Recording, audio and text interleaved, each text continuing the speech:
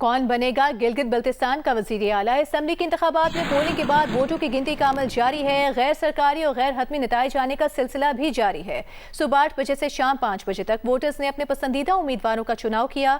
Gilgit Baltistan assembly की 24 नशिस्तों पर 400 से ज्यादा उम्मीदवारों में मुकाबला है। बुजुर्ग वोटर्स, मर्द खवातीन की लंबी कतारों और वोटर से भरे पोलिंग स्टेशन ने हसीन वादियों में खूब सियासी रंग बिखेरे। इंतखाबात को पुरअमन बनाने के लिए सिक्योरिटी के फुल प्रूफ इंतजाम किए गए थे।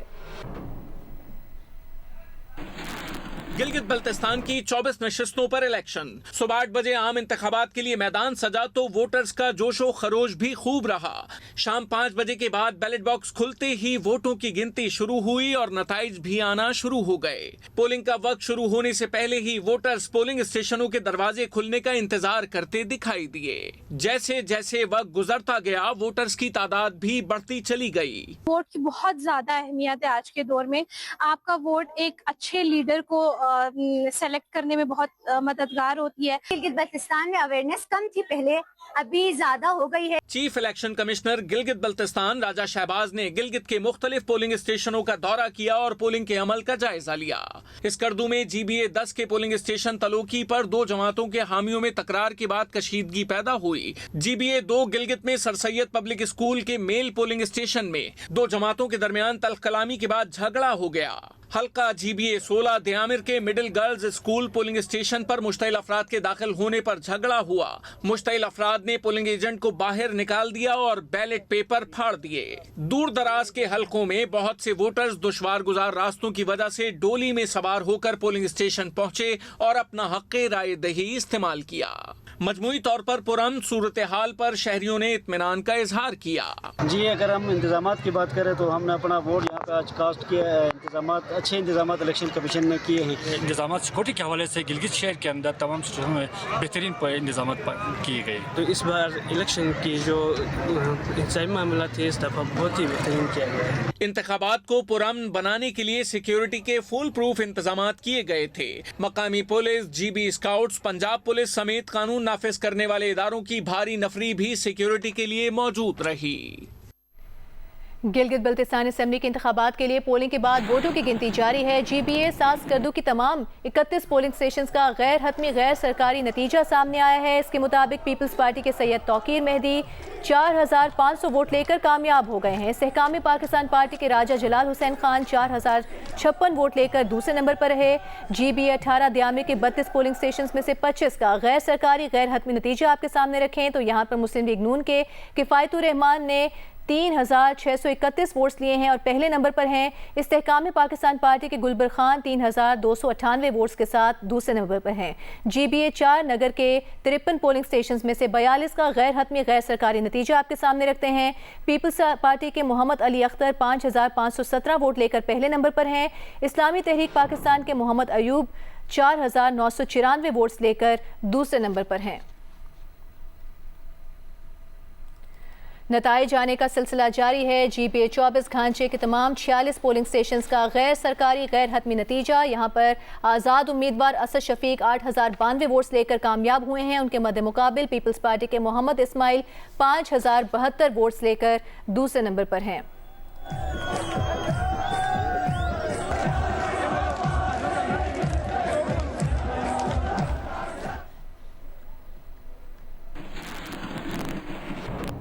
गिलगित बल्तिस्तान के मुख्तलिफ हलकों से गैर हतमी गैर सरकारी नताइज आने का सिलसिला जारी है। गिलगित में मौजूद नुमाइंदा GNU सादत अली मुजाहिद ताज़ा तरीन सूरत हाल से मुतालिक आगाह कर रहे हैं। जी, गिलगित बल्तिस्तान में होने वाले इंतखाबात इख्तिताम पजीर हुए हैं। पोलिंग का अमल मुकम्मल होने के बाद गिनती का अमल शुरू हुआ और बहुत सारे पोलिंग स्टेशनों पर काफ़ी देर तक गिनती होती रही और फार्म 45 के इजरा में भी ताख़ीर का सामना रहा। इस सूरत हाल ने कारकुनों को भी और यहाँ जो वोटर्स हैं, सपोर्टर्स हैं, सबको परेशान किया। ताहम अभी जो फार्म 45 हैं वो मुख्तलिफ स्टेशनों से रिटर्निंग ऑफिसर से आना शुरू हो गए हैं। उनके मुताबिक बहुत से उम्मीदवार दावे कर रहे हैं कि उनकी जीत हुई है, लेकिन अभी हतमी तस्वीर आना बाकी है। गिलगित बल्तिस्तान असेंबली के लिए इंतखाबात के लिए अब पोलिंग के बाद वोटों की गिनती का अमल जारी है। गैर सरकारी गैर हतमी नताइज सामने आ रहे हैं। स्कर्दू में भी नताइज आने का सिलसिला जारी है। हल्कों में पोलिंग के दौरान मजमूई तौर पर क्या सूरत हाल रही और ताज़ा तरीन क्या सूरत हाल है, बताएंगे नुमाइंदा जियो न्यूज़ निसार अब्बास। गिलगित बल्तिस्तान असेंबली की 24 नशिस्तों के लिए आज गिलगित बल्तिस्तान के 9.5 लाख वोटरों ने हक़ राय दही का इस्तेमाल किया। बल्तिस्तान डिवीज़न के 9 जो हलके हैं उनमें से कहीं किसी हलके से भी किसी नाखुशगवार वाक़े की इतला नहीं मिली। इंतहाई पुरअमन तरीके से पुरअज़म होकर वोटरों ने अपनी राय का इजहार किया। पोलिंग के ख़त्म होने के बाद 5 बजे के बाद अब गिनती का अमल जो है वो शुरू हो चुका है। बहुत तकरीबन 80% जो पोलिंग स्टेशन से वहाँ से नताइज आ चुके हैं, 20% के अभी बाकी हैं। गिज़र में भी वोटिंग के बाद गिनती का अमल जारी है। मज़ीद बताएंगे गिज़र से नुमाइंदा जियो न्यूज़ जावेद इकबाल। जी बिल्कुल, मैं इस वक्त डिस्ट्रिक्ट रिटर्निंग अफसर गिज़र के ऑफिस में मौजूद हूँ। गिज़र के तमाम हलके बहुत फार फ्लंग एरियाज तक फैले हुए हैं, जिसकी वजह से रिजल्ट आने में काफ़ी ज़्यादा टाइम लग सकता है। इसी तरह ज़िला गिज़र के तमाम हलकों में पोलिंग स्टेशन में आज सिक्योरिटी के खास इंतजाम किए गए थे। पीपल्स पार्टी के सेक्रेटरी जनरल नैयर हुसैन बुखारी ने कहा है कि गिलगित बल्तिस्तान में पीपल्स पार्टी को फॉर्म 45 फराहम नहीं किए जा रहे। गिलगित बल्तिस्तान के इंतखाबात पुरान माहौल में हुए, अब माहौल ख़राब न किया जाए। नैयर बुखारी का कहना है कि इलेक्शन कमीशन को फौरी तौर पर अपना किरदार अदा करना चाहिए। ये नताइज तब्दील करना चाहते हैं। पोलिंग एजेंट्स को फॉर्म 45 दिए जा रहे हैं। पाकिस्तान पीपल्स पार्टी के मरकजी सेक्रेटरी इत्तलात नदीम अफजल चंद ने इल्ज़ाम लगाया कि 2 वफाकी वज़रा गिलगित बल्तिस्तान में सरकारी मशीनरी और इंतजामिया पर दबाव डाल रहे हैं और इंतखाबी नताइज को मुतासर करने की कोशिश कर रहे हैं। प्रिजाइडिंग अफसरान को फॉर्म 45 जारी न करने के लिए दबाव का सामना है। नदीम अफजल चंद ने कहा कि अमीर मुकाम और अलीम खान की मौजूदगी और सरगर्मियां गैर जानिबदार इंतखाबात के तकाज़ों के मुनाफी हैं। अवामी राय को तस्लीम करने के बजाय नताइज को तब्दील करने की कोशिश की जा रही है। इलेक्शन कमीशन सूरत हाल का फौरी नोटिस ले प्रिजाइडिंग अफसरान को तहफ़्फ़ुज़ फराहम करे।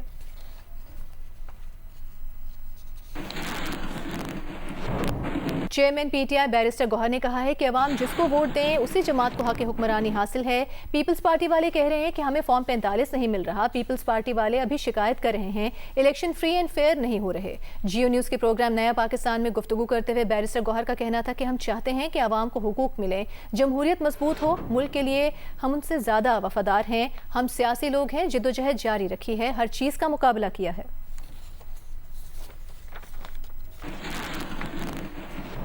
और इलेक्शन कमीशन गिलगित बल्तिस्तान की हिदायत जारी की हैं, जिसमें चीफ इलेक्शन कमिश्नर जीबी ने तमाम 24 हल्कों के रिटर्निंग अफसरान को मुसद्दका फॉर्म 45 जारी करने की हिदायत की। चीफ इलेक्शन कमिश्नर जीबी का कहना है कि ये अमल इलेक्शन एक्ट 2017 और इलेक्शन रूल्स 2017 की मुतालिका दफात के मुताबिक यकीनी बनाया जाए। तमाम रिटर्निंग अफसरान हिदायत पर मुकम्मल अमल दरामद यकीनी बनाएं। तमाम पोलिंग स्टेशन पर फॉर्म 45 जारी किए जा रहे हैं, जहाँ गिनती मुकम्मल हो चुकी है। इलेक्शन कमीशन जीबी का कहना है कि इलेक्शन कमीशन ने इस बात को यकीनी बनाने के लिए एक बार फिर वाज़ेह हिदायत जारी की हैं। ISPR के मुताबिक सिक्योरिटी फोर्सेस ने मीर अली मीरान शाह में खवारिज के मुतादिद ठिकानों पर कार्रवाइयाँ की हैं। शदीद फायरिंग के तबादले में गुज़िश्ता 72 घंटों के दौरान फितनल खवारिज के 27 दहशतगर्द हलाक हो गए हैं। ISPR का कहना है कि हलाक खवारिज के कब्जे से असलहा और गोला बारूद भी बरामद किया गया। यह अनासर मुतादिद दहशतगर्द कार्रवाइयों और बेगुनाह शहरियों की टारगेट किलिंग में मुलव्वस थे। इलाके में छुपे मजीद खवारिज के खात्मे के लिए क्लियरेंस ऑपरेशन जारी हैं। सिक्योरिटी फोर्सेज और कानून नाफिज करने वाले इदारे अज़्म इस्तेहकाम के मुताबिक कार्रवाइयाँ जारी रखी जाएंगी। से बैरूनी सरपरस्ती याफ्ता दहशतगर्दी के मुकम्मल खात्मे तक इंसदाद दहशतगर्दी मुहिम जारी रहेगी।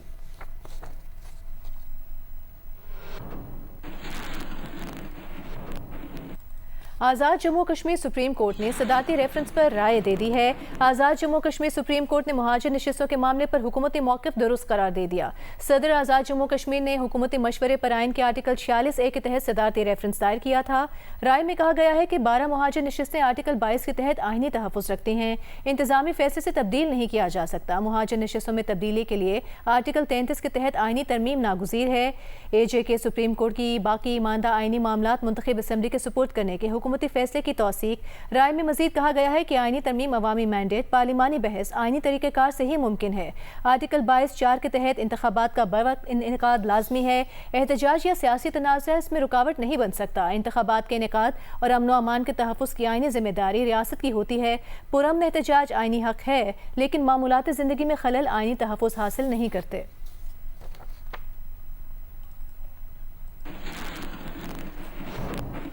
वफाकी वज़ीर तारिक फजल चौधरी ने कहा है कि आज़ाद कश्मीर में आज़ादाना और मुनसिफाना इंतखाबात को सबूताज करने की कोशिश की जा रही है।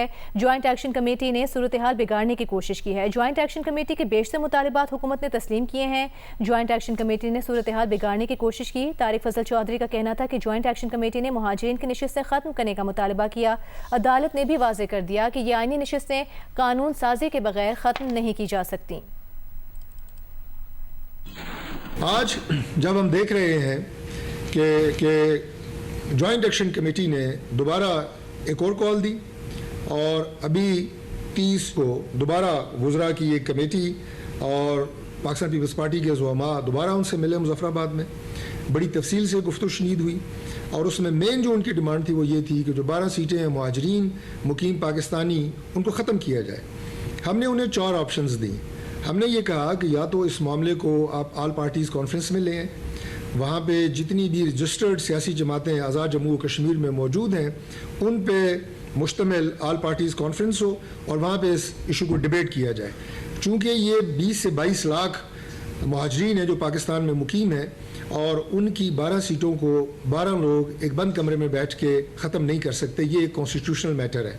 इससे पहले जॉइंट एक्शन कमेटी के जो मुतालबात थे वो पब्लिक वेलफेयर के थे जो पूरे किए गए। ये 12 सीटों के हवाले से जॉइंट एक्शन कमेटी ने हमारे जो 4 हमने उन्हें प्रपोजल्स दी वो उन्होंने नहीं मानी। हमने कतई तौर पे उन्हें ये नहीं कहा कि 12 सीटों के ऊपर हम आपसे बात करने के लिए तैयार नहीं हैं। हमने उनसे कहा कि इसका हल निकाला जा सकता है लेकिन बातचीत के ज़रिए। बिलावल भुट्टो की ज़ेर सदारत पीपल्स पार्टी आज़ाद कश्मीर की पार्लिमानी पार्टी का इजलास हुआ। इजलास में आज़ाद कश्मीर की सियासी सूरत हाल का जायज़ा लिया गया। आज़ाद कश्मीर की पार्लिमानी पार्टी के अरकान ने हालिया सूरत हाल पर तजावीज़ दी। बिलावल भुट्टो ने आज़ाद जम्मू कश्मीर की सूरत हाल पर तशवीश का इजहार किया। बिलावल भुट्टो का कहना है कि पीपल्स पार्टी की बुनियाद मसले कश्मीर पर रखी गई। हमने हमेशा कश्मीरियों के मसाइल के हल को तरजीह दी। सियासी मामलात मुज़ाकरात के जरिए हल होने चाहिए। वो वज़ीर आज़म शहबाज शरीफ से मुलाकात करेंगे और मसाइल का हल बातचीत के जरिए असम्बली से निकाला जाएगा।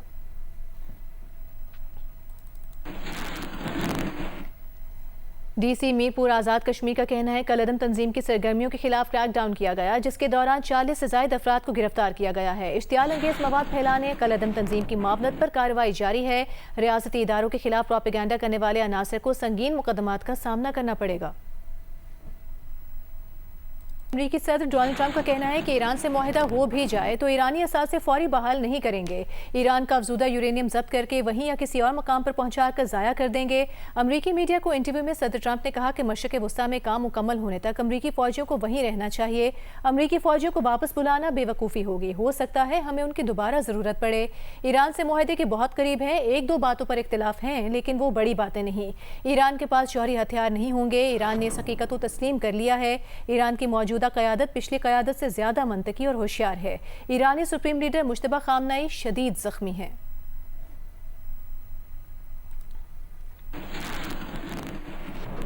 अमरीका और ईरान के दरमियान पायदार जंगबंदी के लिए पाकिस्तान की सिफारती कोशिशें जारी। वज़ीर दाखिला मोहसिन नकवी की ईरान के वज़ीर ख़ारिजा अब्बास अराग़ची से तेहरान में मुलाकात। ईरानी खबर एजेंसी के मुताबिक मोहसिन नकवी ने अब्बास अराग़ची को सुप्रीम लीडर के लिए फील्ड मार्शल सैयद आसिम मुनीर का खुसूसी ख़त पहुँचाया। इससे कबल वज़ीर दाखिला मोहसिन नकवी ने ईरानी हम मनसब इस्कंदर मोमिनी से मुलाकात की।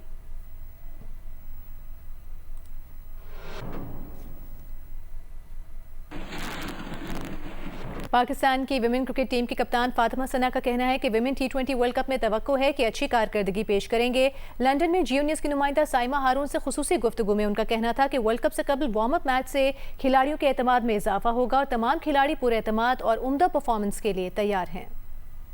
मैं तो फर्स्ट टाइम देखा है और अच्छा लग रहा है देख के जिस तरह सारे सपोर्टर्स आए हुए हैं और आईसीसी ने इवेंट ऑर्गेनाइज किया है। आई थिंक इस जगह पे इस तरह की चीज़ें होना बहुत अच्छी बात है और हम लोग इस चीज़ को एंजॉय भी कर रहे हैं। आपके अपने बड़े फैंस यहाँ पर आए हुए थे, पाकिस्तानी फैंस हमने देखे आपके साथ वो फोटो बनवा रहे थे, बड़े एक्साइटेड थे और बड़ी खुश थी। छोटी छोटी बच्चियाँ भी आपके साथ तस्वीरें बनवा कर, कैसा लगा उनसे मिलकर? बस अच्छी चीज़ ये है कि पूरे वर्ल्ड में ग्लोबली ऑर्गेनाइज किया जा रहा है वुमेंस क्रिकेट को और जिस तरह वुमेंस क्रिकेट ग्रो कर रही है आई थिंक सबसे अच्छी चीज़ यही है। तो पर्सनली मेरे फैंस हो पाकिस्तान के फैंस हो but in the and matter यही करता है कि आप कितने सपोर्टर्स हैं आपके, और वो अच्छी चीज़ है कि पाकिस्तान के सपोर्ट करने वाले इतने सारे हैं। नहीं, आई थिंक आई बिलीव कि T20 क्रिकेट ऐसी है कि आपका एक दिन चाहिए होता है अच्छा, और वो अगर ऑन दी डे जो अच्छा खेल जाता है वो निकल जाता है। तो सबको बहुत बिलीव है और सब बहुत कॉन्फिडेंट है, तो इंशाल्लाह रिजल्ट भी अच्छे हैं। अभी वार्म अप मैचेस भी चल रहे हैं तो उसमें काफ़ी प्रैक्टिस भी चल रही है, तो यही है कि पहले ही एसेस कर लें, अडॉप्ट कर लें चीज़ों को, क्योंकि जिस जगह पे खेलना है उनकी कंडीशंस ही यहीं पर ही हम खेल रहे हैं, तो इंशाल्लाह आगे रिजल्ट्स भी वैसे हैं। एक्साइटिंग है पूरी टीम, जिस तरह कॉन्फिडेंट है पूरी टीम, और अल्हम्दुलिल्लाह अगर मैं पर्सनली अपनी बात करूं तो अल्हम्दुलिल्लाह अच्छे रिदम में हूं, और कोशिश यही होगी कि अपनी टीम को मैचेस जिताऊं, और इस तरह के इवेंट्स में जो हाईएस्ट लेवल होता है वहाँ पे आप परफॉर्म करते हैं, आपका कॉन्फिडेंस भी आता है और टीम भी गेन करती है कॉन्फिडेंस, तो इंशाल्लाह कोशिश यही करेंगे कि अच्छा परफॉर्म करें।